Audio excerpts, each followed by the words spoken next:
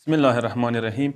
یوه مسله اذان اقامې په باره کې کوو. مستحبه دی اذان اقامه یومیه المنځو کې پکار دی ته المنځ نه مخکې اذان ووایي، اقامه وکړي. اول اذان دی وروسته اوس اقامه دی. او اذان اقامه پکار دی ته المنځه ټایم کې وایي. کوم ټایم کې اذان وشو اذان مطلب المنځه ټایم دی هغه کې ته پکار دی وایي.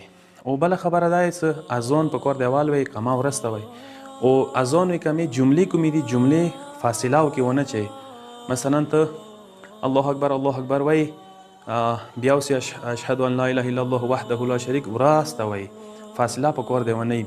که چیرې جامع لمانځه ته ورغللې اذان و اقامه ویلې ده او ته غواړې څه هلته کښېنې، یو جامع لمونځ ختم شوی دی خو اذان و اقامه ویلې شي ماسې جامع نه دی ړنګه، ته اذان و اقامه مه یایه، جامع څه ودرېږه تو اذان و اقامه د څه هغه شوي دی. مستحبه دی کوم کس اذان اقامه یایي پکار دی چې هغه عادل وي، وخت شناس وي، بلنده وسوي. که چیرې جامع کې انسان یي بچی دنیا ته راشي هغه دپاره اذان اقامه دی. خیغ وي کې پکار دی اذان وایي، چپیغ وي کې پکار دی انسان اقامه وایي.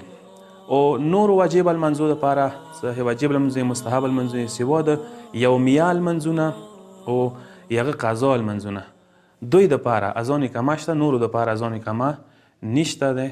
والسلام علیکم ورحمة الله وبرکاته.